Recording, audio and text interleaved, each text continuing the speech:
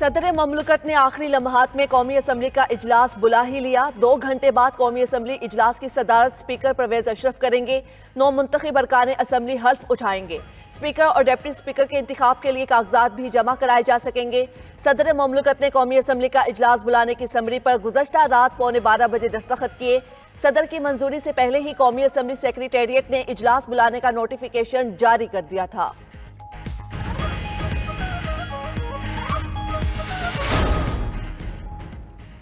सदर ममलकत का समरी में निगरान वजीर आजम के लहजे और इल्जामात पर तहफ़्फ़ुज़ात का इजहार। कहा, निगरान वजीर आजम ने समरी में नाकाबिले कबूल जबान और बेबुनियाद इल्जामात लगाए। सदर ममलकत को आमतौर पर समरियों में ऐसे मुखातिब नहीं किया जाता। सदर इंतखाबी अमल में होने वाली बेज़ाब्तियों और हुकूमत कायम करने के अमल से गाफिल नहीं हो सकता। समरी आइन के आर्टिकल 48(1) के मुताबिक वापस की गई थी। मेरा मकसद आइन के आर्टिकल 51 के तहत कौमी असम्बली की तकमील था। मेरे अमल को जानिबदार अमल के तौर पर लिया गया। वजीर आजम ने दोबारा गौर करने के लिए समरी आइन के आर्टिकल 48(1) के मुताबिक वापस नहीं की। 21वें दिन तक मखसूस नशिस्तों के मामले के हल की उम्मीद के साथ इजलास तलब किया जाता है। मुस्लिम लीग नून के नामजद वजीर आजम शहबाज शरीफ की जानिब से इत्तेहादियों के एजाज में इशाया। शहबाज शरीफ को वजीर आजम और अयाज सादी को स्पीकर कौमी असम्बली का उम्मीदवार नामजद कर दिया।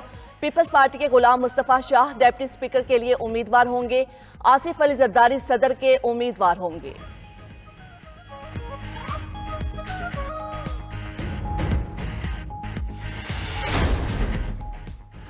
अवाम की तवक्कुआत के मुताबिक पाकिस्तान को दरपेश चैलेंजेस से निपटा जाएगा। इशाइये के बाद हुकूमती इत्तेहादी अरकान की मीडिया से गुफ्तगू। एहसन इकबाल बोले, मईशत को उसके पांव पर खड़ा किया जाएगा।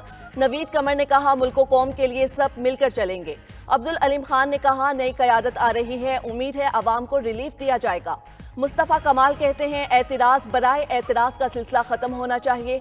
सालिक हुसैन बोले, सब जमातें मईशत की बेहतरी पर फोकस चाहती हैं। खालिद मक्सी का कहना है, अवाम की मुश्किलात का हल हमारा टॉप एजेंडा होगा।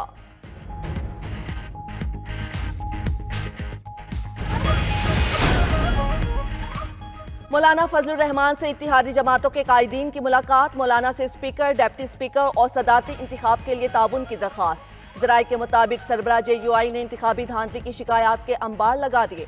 मौलाना फजलुर रहमान ने कहा, हमने हमेशा मुल्क में जमहूरियत और पार्लिमान के लिए मुस्बत किरदार अदा किया। जमीयत के कारकुनान की कुर्बानियां किसी से ढकी छुपी नहीं। JUI के 9 मुंतखब अरकान कौमी असम्बली आज हल्फ लेंगे। रहनुमा नून लीग अयाज सादिक ने कहा कि हमारे साथ मौलाना फजलुर रहमान का कोई गिला नहीं।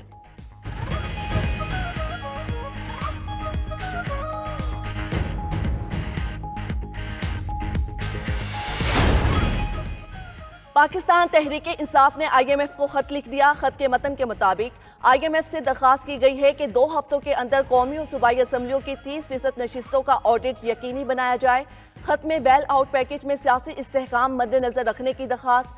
PTI IMF प्रोग्राम में रुकावट नहीं डालना चाहती। IMF पाकिस्तान को माली सहूलत देने से पहले गुड गवर्नेंस से मुतल्लिक शराइत रखे। हम ये नहीं कह रहे कि IMF तहकीकाती इदारे का काम करे। खत में तहरीक इंसाफ ने आम इंतखाबात में मुबैना धांधली के खिलाफ तफसीलात से भी आगाह किया। IMF आलमी मुबस्सिरीन की इंतखाबात पर रिपोर्ट का जायजा ले।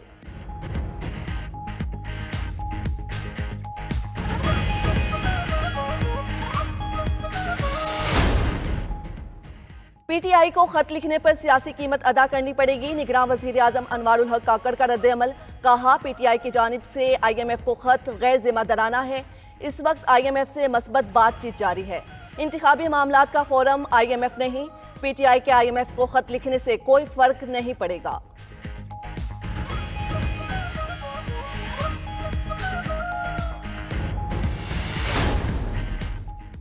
Army chief general Asim Munir से ASP शहर बानो नकवी की मुलाकात। आर्मी चीफ ने शहर बानो नकवी की बेलोस लगन और पेशा वराना महारत की तारीफ की। Army chief general Asim Munir ने कहा, पाकिस्तानी खवातीन जिंदगी के तमाम शोबों में अहम किरदार अदा कर रही हैं।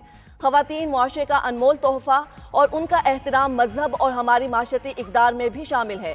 तहफ़्फ़ुज़ात और शिकायत के हल के लिए कानूनी रास्ते मुयस्सर होते हुए कानून को हाथ में ना लिया जाए।